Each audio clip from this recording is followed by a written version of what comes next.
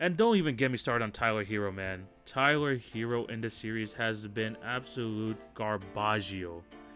Has been absolute garbaggio in this series.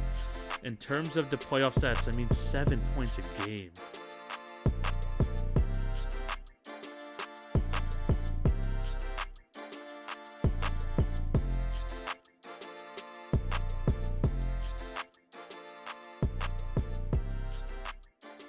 Hello and welcome to the Friday, May 28th edition of the TV on Basketball podcast with your host, TV. Hope you're all having a fantastic day and thank you for clicking on to watch or listen to today's episode. Before we start, I do have to plug my other platforms. Remember to follow at TV on Basketball on Twitter, Facebook, and Instagram for updates on the podcast and for other great content. If you're on YouTube, remember to like, share, and subscribe and hit the notification bell so you won't miss an episode. That would be highly appreciated. And for my podcast listeners, if you're an Apple Podcast, remember to leave a review, 5-star review if possible, and subscribe so you won't miss an episode. And on any of the other podcast networks, just show your support in any way possible. I really do appreciate you all. Just a few thanks. We just eclipsed 2,800 listens on the podcast. Thank you so much for all the support. And man, I'm going to have some great NBA content going forward throughout this playoffs. More guests coming. I just haven't done a solo podcast in a while, I think since last Monday, so I'm going to be doing one here today. But yeah, more guests are going to be coming on in the future, and man, there's just a lot of NBA playoff basketball to talk about, and that's going to be basically the focus of this entire show. We're going to be going through each series, we're going to be talking about just kind of my thoughts on it, and kind of not predict, but kind of just preview what's going to happen the rest of the series and stuff like that. So it's going to be a good episode. Thank you guys for all your support once again. Continue to show your support in any way possible. I really do appreciate you all. And if there's any other guys you want me to have on the podcast, just let me know down below. I will try my best again to contact with other content creators as well so we can have just other insights on the NBA playoffs because it's been absolutely fantastic so far.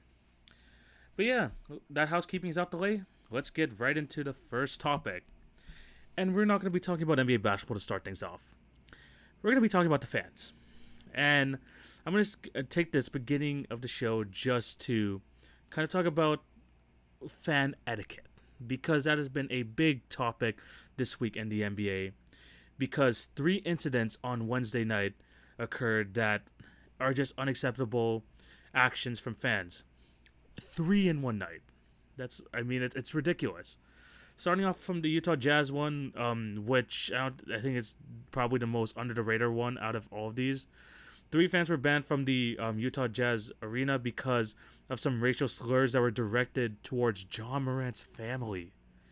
John Morant's family. 3 fans were kind of calling them out, calling them racial slurs and all that, while he was going off against the Grizzlies. I mean, his family just wanted to cheer for him, support him, and you have these fans like just calling out his family. I mean, just completely unacceptable. But that wasn't the only one from that night. The New York Knicks banned a fan indefinitely because he spat on Trae Young. I know Trae Young has been killing the Knicks all series, but spitting on a guy, that's like the lowest form of disrespect. That is absolutely unacceptable, and honestly, that's disgusting. That's absolutely disgusting. So yes, ban him. And honestly, if they do something like that, that should be an arrestable offense. I mean, not a long one, like not a lot of jail time, but they should be charged for that. That is just unacceptable, disgusting. Any other family-friendly words. And then you got the one that everyone's talking about, which is the Russell Westbrook one. In Game 2, he had to leave the game with injury, and as he was exiting into the tunnel, a fan deliberately, it's 100% deliberate if you see the video, and I'm assuming a lot of people who are listening or watching to this have seen it. He just dumps his popcorn, goes all over Westbrook, and Westbrook was pissed. And rightfully so. He was absolutely pissed, and it took like 6 trainers just to keep him down and just get him to go to the locker room. And he was a season ticket holder. He had that revoked and also is banned indefinitely. And look. I know basketball gets us energetic. It gets us emotional. And we are super invested in this game. But this goes for anyone in the crowds and anyone on NBA Twitter, on NBA social media, whatever. It's just a game. It is 100% just a game. I know it takes us away from, our normal lives. It brings us into it, and it's fun rooting for our teams and kind of having a dislike for the other team that we're facing. But at the end of the day, these NBA players, they're human. They are human. And in terms of just each of these, I mean, John Morant's family is there to support him. And you're there harassing him throughout the game? Like, just no. These are his wife, his dad was there. Like, why? Like, just why? Trae Young spitting on someone is kind of the lowest form of disrespect, in my opinion. Spitting on someone is just the lowest form of disrespect. And honestly, I mean, it's hard to see it at first, but when you see it, you could see this like huge wop just trying to get into Trae Young. And you can also tell with the lady in front of him, her reaction, you could tell that something happened there. So glad he was ejected and also banned as well. And at the end of the day, I mean, going back to not just the fans here, but on NBA Twitter, you see people like sending death threats. You see people like wishing they were like these type of things, like so much hateful comments. You see these athletes posting their death threats coming from their DMs and stuff like that, calling them racial slurs and all like just the worst things absolutely possible. But at the end of the day, these athletes are human. They are not just these entertainment monkeys that play entertainment and you could do whatever you want. No, you can't. No, you absolutely can't. You have to treat them with decency. They are human. And at the end of the day, you wouldn't do these to these guys if they're on the street. You just wouldn't. And you wouldn't say it to their face, like whatever they say in social media, like nothing. This is just pure forms of disrespect, and this has been going on for so long now. I mean, obviously, now with the fans being backed, I mean, maybe there's less fans, so it's easier to detect these, but people, this has just been absolutely unacceptable. Kyrie Irving has said even before he returns to Boston, which I believe is tonight or tomorrow night, or I think it's tonight. But he said that he doesn't want to be called racial slurs. I mean, Marcus Smart has talked about how there have definitely been some Boston fans shouting at racial slurs to the opposition and stuff like that. You cannot be having this behavior, especially with fans being back. I mean, I'm blessed that we have these fans back. I mean, the energy is back. It's starting to feel like playoff basketball. I'm happy to see it. But if fans are doing this, and I know it's just the smallest of people, but this cannot happen. And fans have to hold other fans accountable. Thank you to those Sixer fans who pointed out the guy right away who dumped the popcorn. We just need more of that. It's the same thing with all these social justice issues. You gotta fight for the rights of these players. You gotta protect their dignity. Same thing with social justice. I mean, if you see racism happening, call it out. If you see bad fan behavior, call it out. Because people are there to enjoy the game. And there's going to be always that little rotten person who's going to be trying to ruin it for everyone and taking things way too far. Like I said, it's fun to root against the other team. I mean, Trae Young is telling the MSG crowd to shush because they've been loud the entire game, and he silenced them after that game winner. But to go as far as to spit on someone and to dump popcorn on them and to call their family racial slurs, just no. Just absolutely no. I mean, I'm starting off this episode on a rant, but we need to call this stuff out because it's great to have fans back, but they gotta know proper etiquette fan behavior. This is unacceptable, and I'm glad that the teams, the arenas, the NBA has handled this right away. But we just can't be having this, especially when we finally have fans back. Come on now, this is just not right. And hopefully this shows on to other people who have been doing this in the crowd, and hopefully this can just stop altogether. I really hope so, because what had happened that Wednesday night was disgusting, and I hope we don't see more of those headlines going forward. But yeah, that out the way, let's get right into these NBA playoffs. There's a lot to talk about, and I'm going to start out in the East because, sadly, besides one series, which I'm going to be talking about last in terms of the East, this has been extremely disappointing. Extremely disappointing. I'm going to go with just do these easy series first before I just start getting into kind of the more intense series. 76ers Wizards. The 76ers are up 2-0 against the Wizards. In game 1, the Wizards played a good game. I mean, they only lost by 7. They got Joel Embiid into foul trouble. But Tobias Harris, man, he's the one who stepped up in this game, along with Joel Embiid, who also had 30 points. But 37 points in this one for Tobias Harris. Ben Simmons didn't score a lot, but he did everything else at an elite level. Embiid was great, and the Wizards, although had a great game from Bradley Beal, had a good all-around effort, but it just wasn't enough because the 76ers were just too good. And then in game two, it was just an absolute beating, 120-95. Ben Simmons just came out with a lot more aggression. Him and Joel Embiid led the way in scoring, both with 22 apiece. Tobias Harris, 19 points, solid game. But the 76ers took care of business early, and they just didn't look back. I mean, I thought the series was going to be done in 5. It's looking more and more like a sweep. Maybe the Wizards get one at home. But this series just doesn't feel like the playoffs, to be completely honest with you. I mean, Joel Embiid has been great. Ben Simmons has been great. Tobias Harris has been great.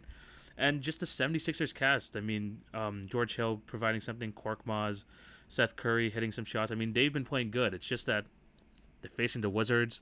The Wizards still haven't had a good Beal and Westbrook game. I mean, Westbrook hasn't been really good all series. But it just hasn't really felt like a playoff series. The 76ers are taking care of business. And I think this is just a good confidence booster for them. I mean, Tobias Harris, he has a lot of question marks, going into this playoff series. I mean, is he going to show up? Is he going to struggle like he has been over the last 2 playoffs? No, he's been really good, and I hope that he'll continue his form going into the second round and possibly the conference finals. But in terms of the Wizards, I mean, their championship was them, pulling off an absolute masterclass these last 7 weeks of the regular season, and being able to win in the play-in. I mean, that's their championship per se, but they're just not competitive. I mean, Bradley Beal was injured before the series. I mean, he looks like he's fine now, but they just can't compete. Plain and simple, they just can't compete against a 76ers team where everyone is playing well, everyone's doing their job. And they had their best chance game 1, but, you can't really account for Tobias Harris being that good. They didn't account for that. And Embiid was still dominant, so I could just see more of this coming, and it really does look like it's going to be a sweep. I'm excited for the 76ers team, though, because last game, besides Bradley Beal going off, everyone else was pretty trash. I mean, Davis Bertans has been absolutely horrible in the series. I mean, 0 points in game 2, and in game 1, he helped out with 14, but, man, he just hasn't really been good. And the 76ers, lots of confidence going to the next series. I think this is going to be a sweep. And I think that this is just a good thing, seeing, knowing Joel Embiid and stuff like that going forward. He's air humping. I guess that's his new celebration, the DX thing. They look like they're having fun, and I think they're going to have a lot of confidence whether they go up against the Hawks or the next round, because they have looked really good on both ends.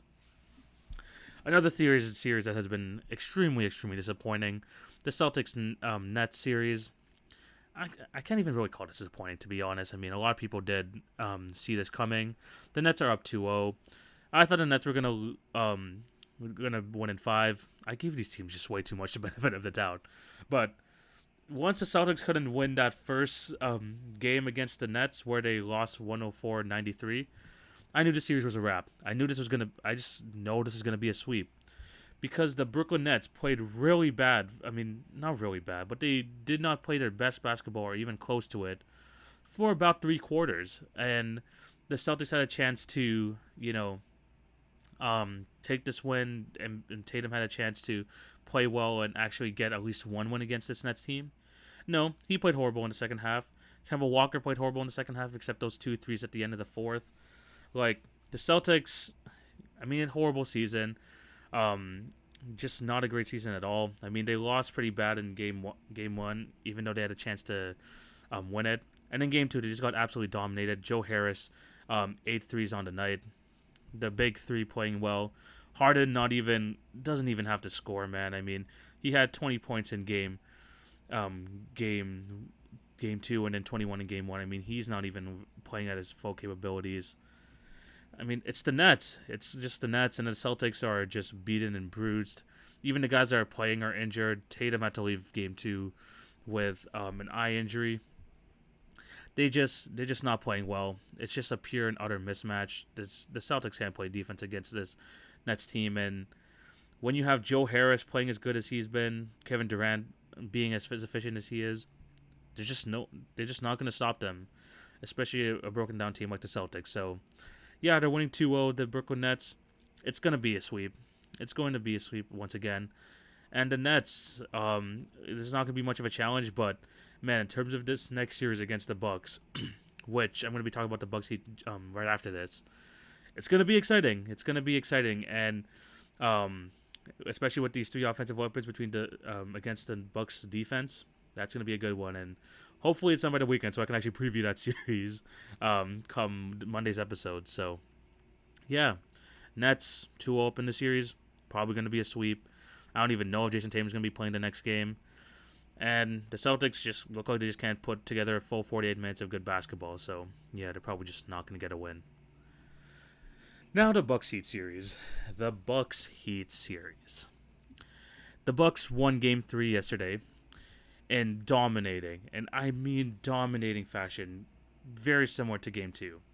Because Game 1, that was entertaining. That was an entertaining game. I mean, it wasn't great offensively, but Middleton came through in overtime and hit that game-winning shot, I believe, with like 0.2, 0.3 seconds left. So the Bucks were in a battle there. The Miami Heat were competing, but the Bucks were able to pull out the win. So you're like, okay, they have this. This should be a competitive series. Nope. Just nope. This has not been competitive whatsoever. Game 2, the Milwaukee Bucks destroyed the Miami Heat, and what a lot of people are calling the Bryn Forbes game, because although Giannis had 31 points, Bryn Forbes was on fire from 3, hitting 6 threes, most of it coming in the first half, 22 points he finished with, and the Heat just did not have the energy to come back. No one really played well, even though Bam had 16 points in this one, he did not play well. Jimmy played horrible, and their best player was, wait for it, Dwayne Dedmon. Yes, Dwayne Dedmon was their best player, 19-9. That just tells you all you need to know about that game. They just did not play well. Milwaukee hit 22 threes in that game. So, yeah, the Heat just did not play well. So, you're like, okay, they got beat up here, but they're going back to Miami. They should be competitive. Nope. Nope. Because the Milwaukee Bucks defeat them on their home turf 113-84. Let me repeat that, 113-84. That's a 29-point deficit plus a 34-point deficit. They have beaten the Heat over these last 2 games by a combined 63 points. And the thing about this game is that the Bucks players didn't even have to play many minutes. I mean, Drew Holiday, fantastic. And I'm going to go into him a bit later, 19-12 in this one. He had 20 points in the last one. Giannis struggled Game 1, but he has been great these last 2 games, and he barely got to play last game. Middleton, 22 points in this one. Bryn Forbes, another 3 threes. Bobby Portis, great presence inside. But, yeah, I mean, the Bucks, they've been playing well, but before I get into them, this Miami Heat team went to the finals in the bubble. They brought back most of the guys. I mean, the only really few changes is that Kelly Olynyk is not there anymore. Myers Leonard isn't there. Obviously, we know what happened to Miles Turner, but I'll move past that. Jay Crowder, they basically replaced him with Trevor Ariza and gave more minutes to Andre Iguodala. But they just do not have the juice this series, man. They just do not. Like I said, Bam looks lost. This is not the Bam we saw from the regular season at all, who should have been a Defensive Player of the Year candidate. Jimmy Butler, no energy. He said that he was feeling extra dangerous going into the series. Nope, I don't see it. They said he was super focused in. Nope, nothing.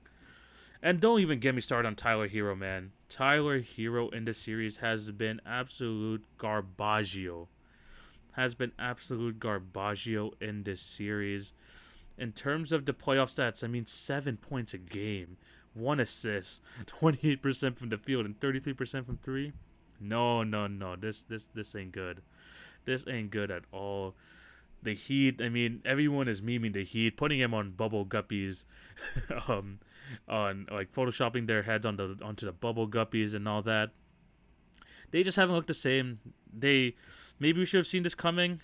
I don't know. I mean, if you look at the Heat team this year, I mean, they were a top 10 team defensively still. They still had, the 7th best defense. But they had a negative net rating. I mean, they just haven't been great offensively all season long. I mean, should we have expected this? Maybe.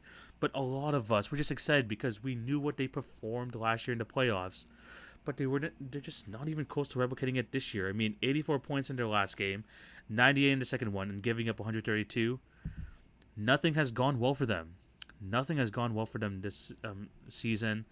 And especially, like, I mean, we even had hope because they had, like, a good end to the season. But they're down 3-0. They're probably going to lose. Maybe they might take this next game, and then the Bucks will gentlemen sweep them. But still, I mean, all my faith is lost in this Miami Heat team. And in terms of the Bucks, that change from Eric Bledsoe to Drew Holiday has been a massive blessing. Because Eric Bledsoe those last 2 seasons have just not performed come playoff time.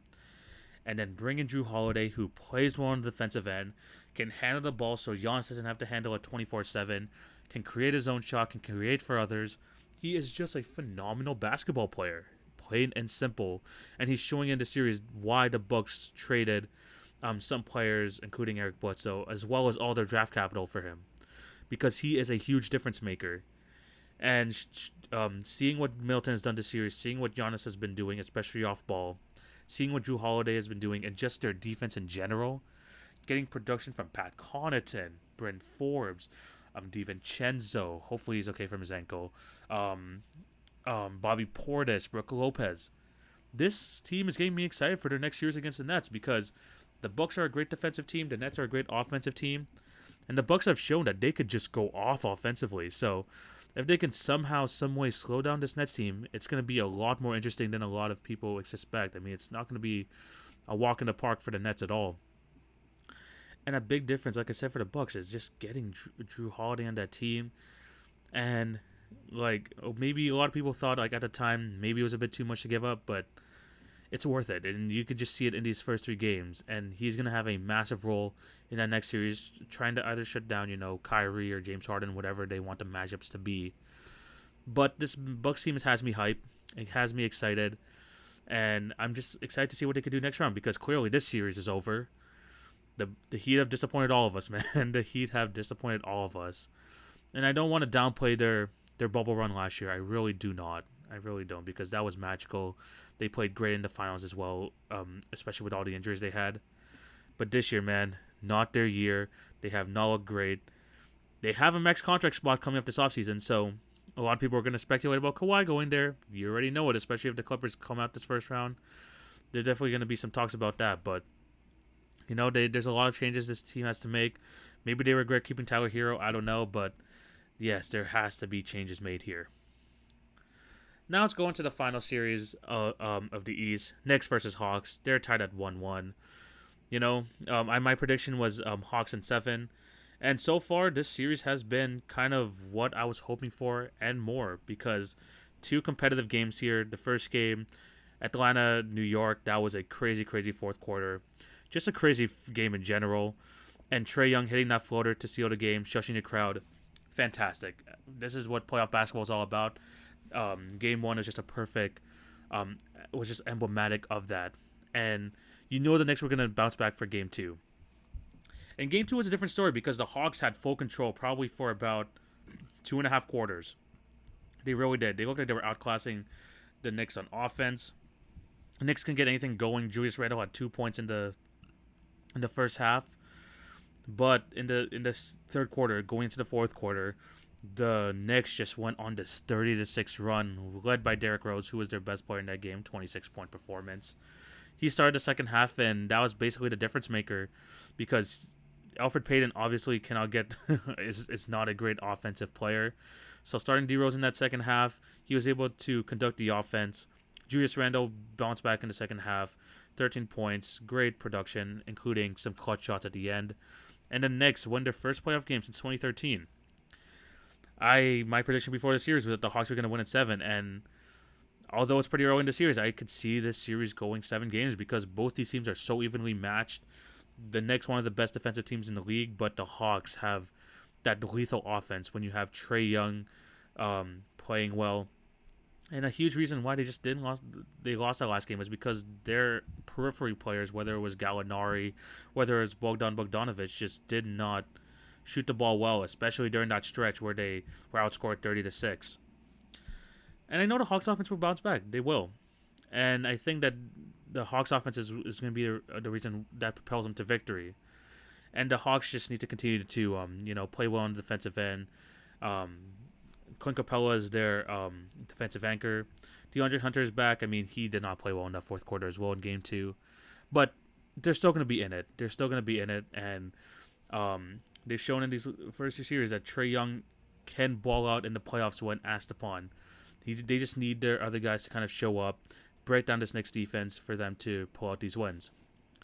And as for the Knicks, the way they're going to win the series is to muck it up like they did the other game, win with their defense, and convert those easy fast break opportunities into offense. Because both teams did not shoot well in game 2, they didn't. But the Hawks shot worse than the Knicks, and that's what they should be hoping for.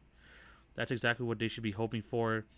They had less turnovers than the Hawks the Knicks did, and they honestly just hit the shots late when that little run that big run just put the Hawks too big of a hole for them to bounce back from. Now, Randall and their starting 5 have struggled, and a lot of their production is coming off their bench. So maybe that's not a good recipe for victory, but it's been working. Derrick Rose has been great this series so far. And just going forward, I just expect this to go long because going back to Atlanta, they're one of the only teams in the playoffs that have full capacity fans. So they're going to be rocking, especially this is their first playoff run under the Trae Young era. They're going to be hyped. They're going to get into it, and this little rivalry that's starting here is going to be really, really interesting because they're going to go back to New York. Obviously, they're going to be hype as well. And I just think this has been a good series back and forth. In both games, the Hawks won their way in game 1, and the Knicks won their way in game 2. So, this is everything I was hoping for. The one really entertaining Eastern Conference series. And yeah, just some great production all around from both teams. You would hope that Randall does play better in these upcoming games. Hopefully that second half in game 2 is a good confidence booster. You need more from RJ Barrett if you're the Knicks. And as for the Hawks, you just need to not go on those bad runs of just shooting because as seen in that game 2, the Knicks, when they're playing at their top defense, they can turn those turnovers into easy buckets, and they beat you that way. So I think that the Hawks are going to be more prepared for this one. I don't think they're going to shoot as bad. But I do think the Knicks are going to come to play, and I think Julius Randle is not going to be as bad as he has been these first 2 games. So the playoff jitters are both off for these young teams. Now we're going to see some really good basketball going forward, hopefully. Because Game 3 is tonight, and I'm excited to watch it. So yeah, those are the East playoff series. Let me know down below what you guys think, if you agree or disagree with any of my takes. But let's move on to the West. And these ones, what's good about these ones is that they've been a lot more competitive. And honestly, all of these series, at one point or another, have been very, very entertaining. Should we start with the one I'm going to rant on the most? No. I'm going to save that for last because I think that's going to be the most fun. Let's start off with the Jazz and Grizzlies. 1-1 series tie. Donovan Mitchell came back for game 2, which has been great. And this has been a pretty fun series. Game 1, the Memphis won, and they basically got the upset over the Jazz. The Jazz did not shoot well at all from 3-point line, 12 for 47.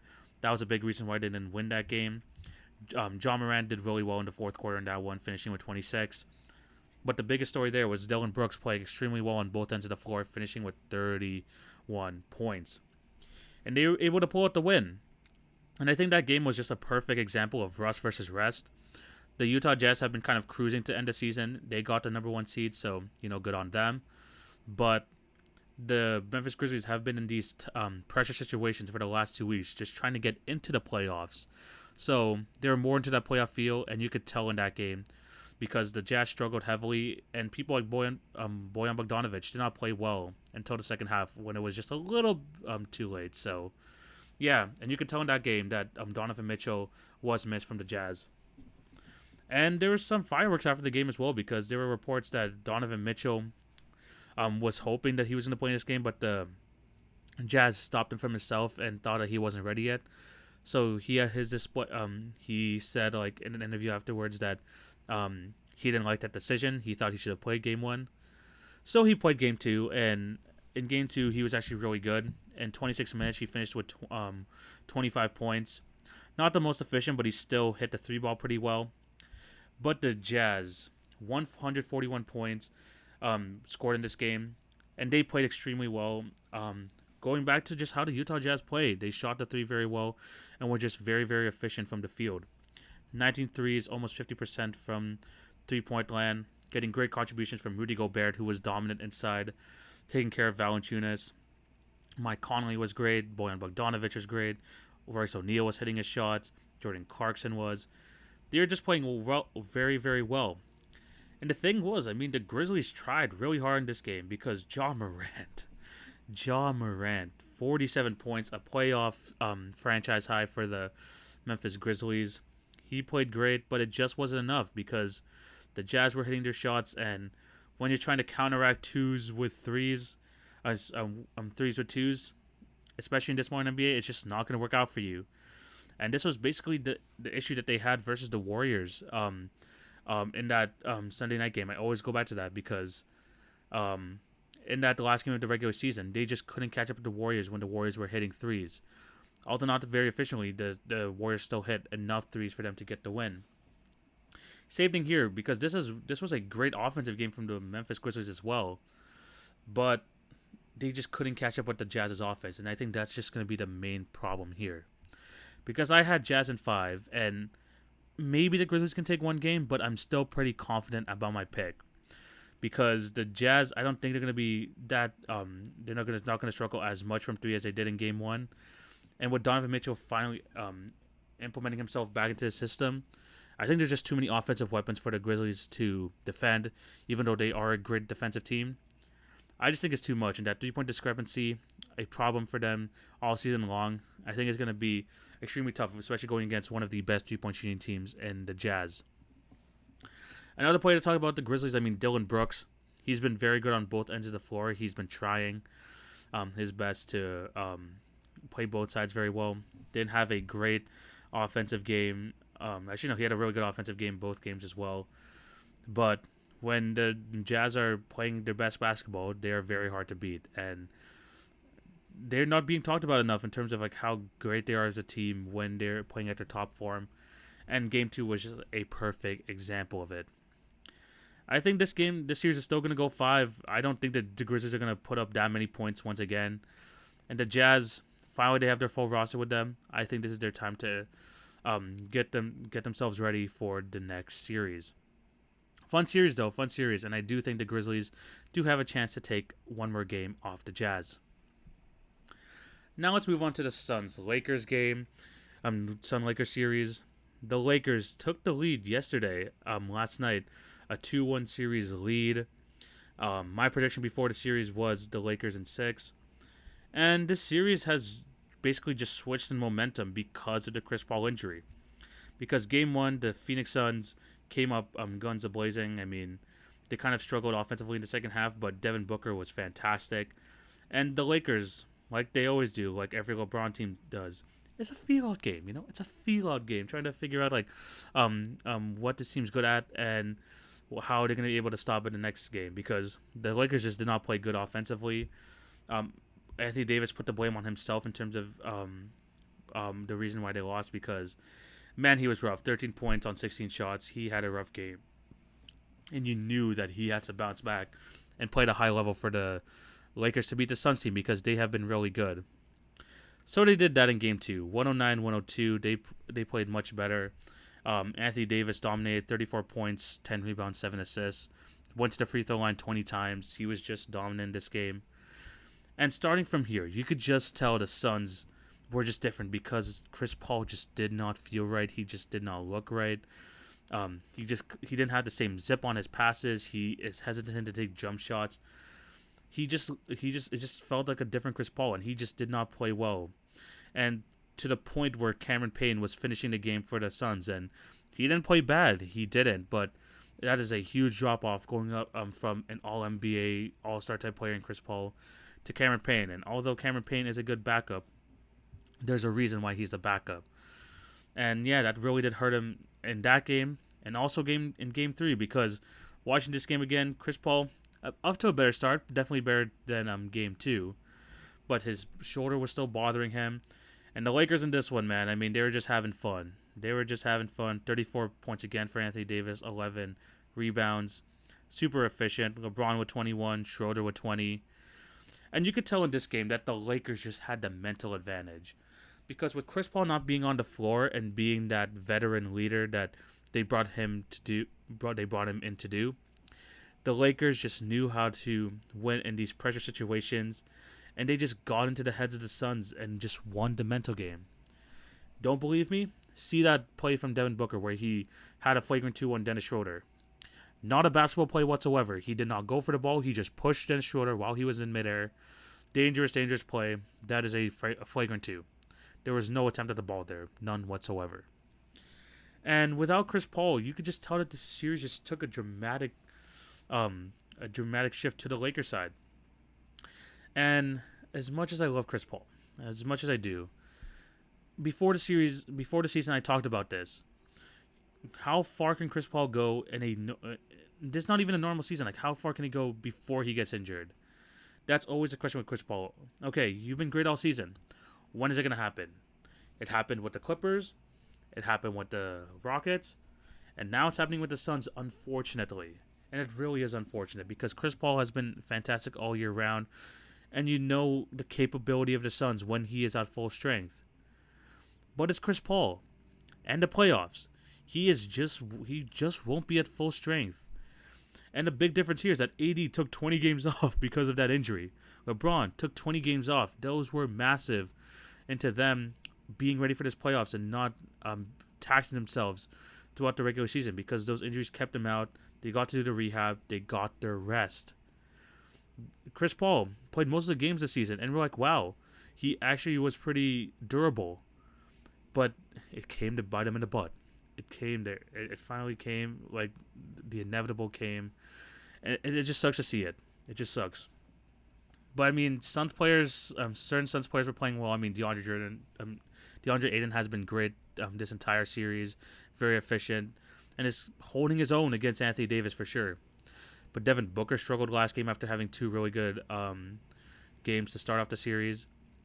And I'm not going to rule out the Suns just yet. I'm not. I'm 100% not, because we've seen what this team can do in the regular season.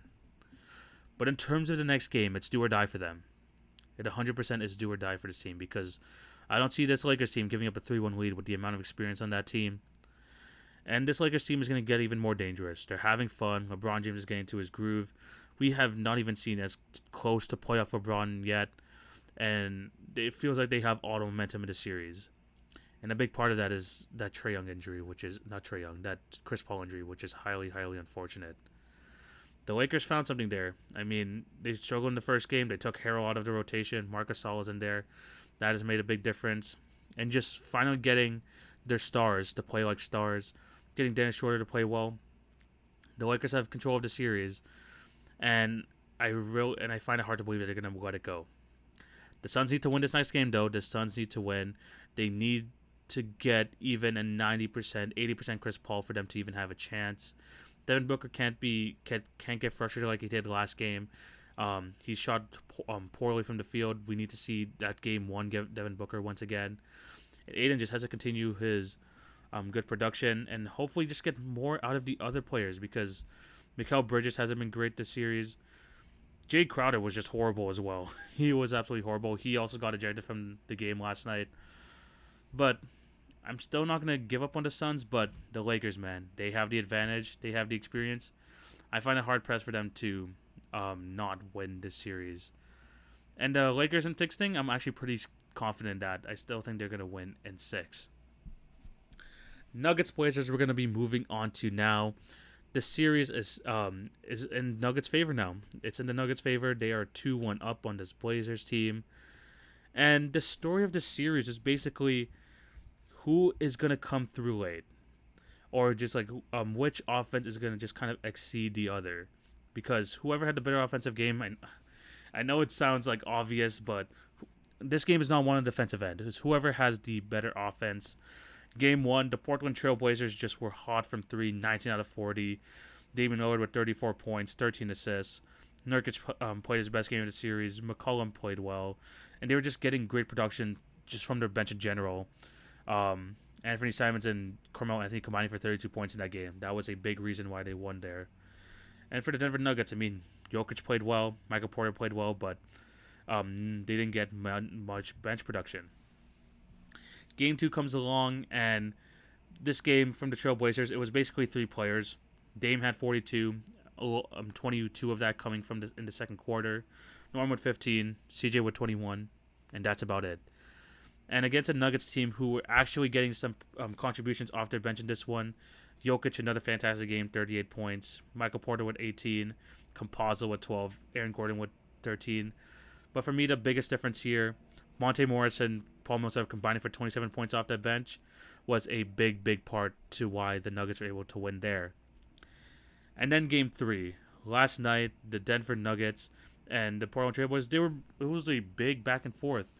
The momentum constantly kept switching.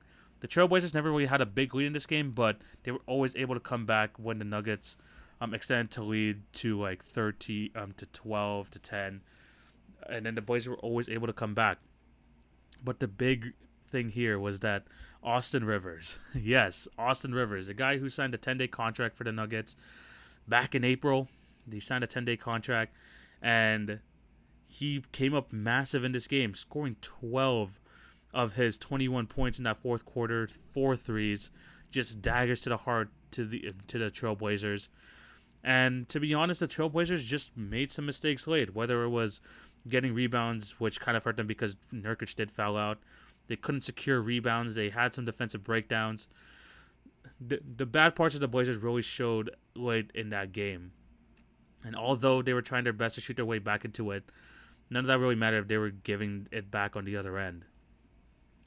Now into this series as a whole, I mean, it really is who is going to have the better offensive game, because the Nuggets, although they have solid defense, it's going to be really hard to defend Damian Lillard and all of them, and probably Game 2 is probably the best example of that.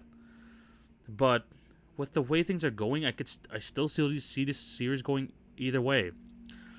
The Denver Nuggets are getting just a phenomenal series from Nikola Jokic. This playoff so far, 36 points a game, 12 rebounds, 4 assists. We were hoping that Jokic was going to kind of up his offensive, or at least his scoring production this series.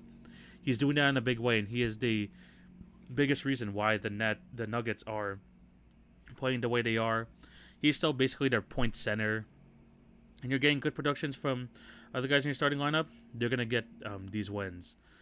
The Trailblazers, I mean, they got to continue just to hopefully to outscore them, because Damian Lillard is going to put up big numbers, but are the other guys around him going to? Yesterday was better than Game 2, but the Nuggets still were just able to come through with those plays late in the fourth quarter, and were just able to hold on to that lead. Kind of like the Knicks-Hawks series in the East. I don't know who's going to win the series still. I predicted Nuggets in 7, and I still think that's a possibility, but it's just as an equal possibility that the boys are going to win this. Is there going to be a momentum shift in the series? I don't know, because I think it's just going to continue to go back and forth. And right now it's 2-1. I'm going in the Nuggets' favor. I think the boys are going to come back with a better offensive game plan this time, hopefully getting some more production out of their other players. But, this is going to be a really good series. It has been a good series so far. Let's see who's going to pull it out. I still like my chances with the Nuggets in 7, but you never know with these Blazers, man. Their offense is lethal. And then I saved the series for last. Oh boy, let's end this episode off with another rant. The Dallas Mavericks versus the Los Angeles Clippers, and one team is up 2-0. And it's not the team that you thought before the playoffs started. It's the Dallas Mavericks. The Dallas Mavericks are up 2-0 in the series. I thought the Clippers were going to win this series in 6. Game 1, the Dallas Mavericks won because Luka Doncic was just amazing again. 31 points, 10 rebounds, 11 assists. The Clippers just couldn't get it done late. They missed a bunch of free throws, which kind of shifted the momentum into Dallas' favor, and they were able to pull out the win. Very good win for Dallas there. Although Luka had 31 in this one. Tim Hardaway with 21. Dorian Finney-Smith with 18. Porzingis in his first game there had 14 points. It was just a good all-around game for the Dallas Mavericks. And even Jalen Brunson continuing 6-man ways, 15 points in that one. And then Game 2. I mean, the Clippers came back, better offensive plan. Kawhi scored 30 of his 41 points in the first half. Paul George had a good offensive game, and no one else helped. I mean, no one else helped. 15 points from Reggie Jackson in this one, and then you just really just couldn't get anything else from any out of the rest of them. I mean, Marcus Morris struggled. Batum played good in the limited minutes he had. Tyronn Lue gave Terrence Mann some minutes. He played well.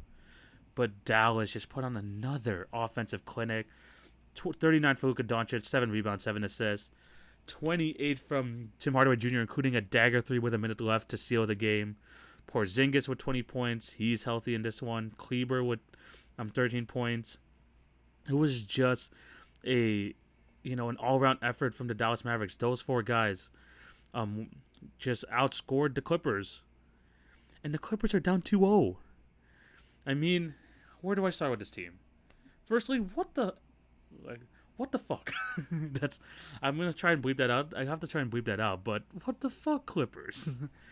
In my opinion, they have been the biggest catfish in the NBA. Some people would say the Miami Heat, but in the regular season, there were signs. They had a low net rating. They didn't have a good season. There were signs. The Clippers had a good season. They did. They had a good season. And this feels like karma for what they did at the end of the season, losing to the Rockets and the Thunder to try and avoid the Lakers' first round.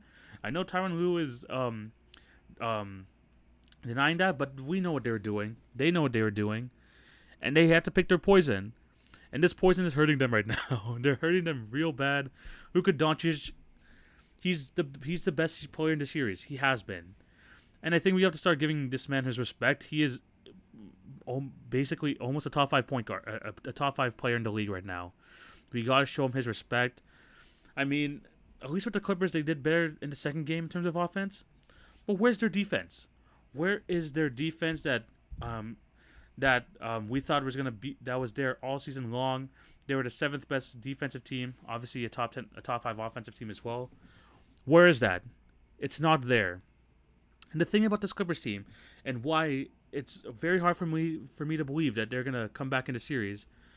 Where's the fight in them when they are down? They play good basketball when they are ahead. And when it comes to fighting back, I mean, we seen it last year in the playoffs. When they go down to the Denver Nuggets, they kind of just fold. So where is that gonna come this year? Luka Doncic is killing them. The Dallas Mavericks are having fun playing team basketball. Where's that from the Clippers? Nowhere. It's not fun to watch. And it should be. You got Paul George. You got Kawhi Leonard. You have players there that should be providing fun basketball to the Clippers fans. It's not. The Dallas Mavericks have been super entertaining, and they're getting the wins. Like, the Mavs are getting good contributions everywhere.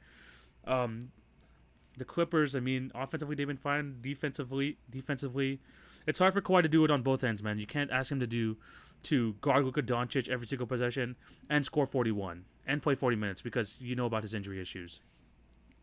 And then there's just so many players on the Clippers that you can point out to that just have been just a huge liability. Zubac, pick and roll every single possession, he gets cooked. Patrick Beverley. I mean, Russell Westbrook warned us. He warned us a few years ago. He just runs around. That's all he does.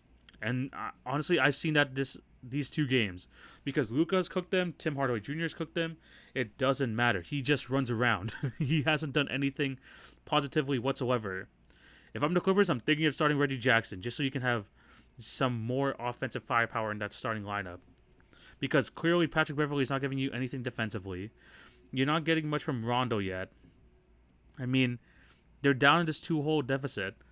And honestly, if they do not win these next 2 games in Dallas, it's over. It's over. And this is going to be a catastrophe of a season. If they go out in round 1 versus the team that they honestly should beat, they are more talented than the Dallas Mavericks. But honestly, are they? I don't know. I mean, no. I'm even doubting myself with that statement. The Clippers have been the biggest catfish in the NBA all season.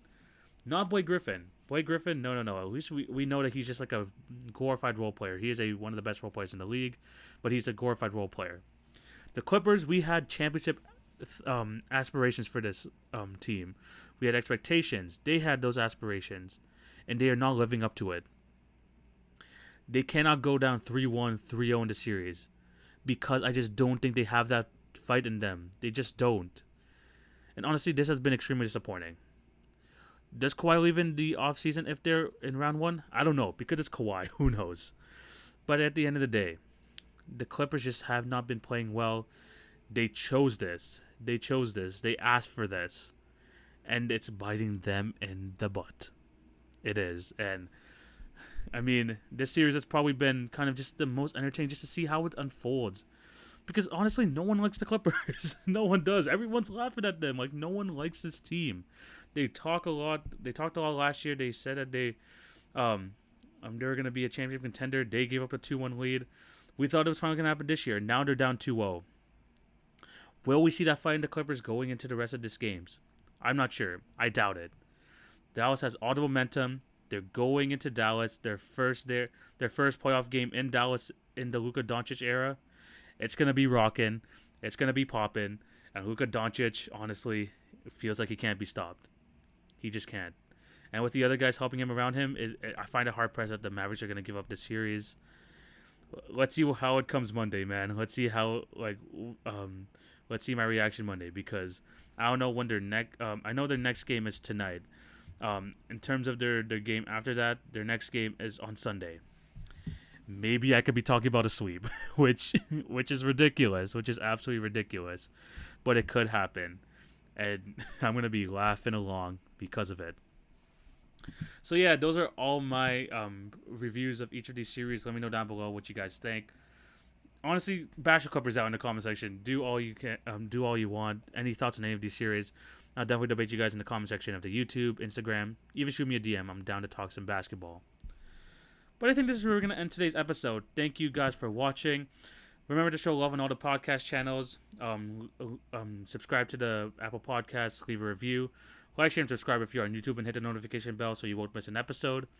And remember to follow at TV on Basketball on Twitter, Facebook, and Instagram for some awesome content. On Monday, I'm going to do another solo episode, but I am in the works of trying to get a guest for the Friday episode, so look out for that. Still thinking about the YouTube thing. I mean, I've been doing some things like on the side as well, so I'm still thinking about if I'm going to be doing some YouTube videos. One thing I'm going to be focusing on this week is trying to do just more TikTok content, so follow me on there if you just want some extra NBA content. But yeah, the playoffs are well and truly underway, and I'm just extremely excited for what's been going on because this has been great so far. And once again, thank you for 2,800 listens. I do appreciate all of you. 35 subscribers on the YouTube as well. I really do appreciate all you guys' support. But yeah, once again, this is the end of today's episode. Thank you guys for watching. Hope you have a fantastic day. TV signing out. Take it easy, guys. Peace.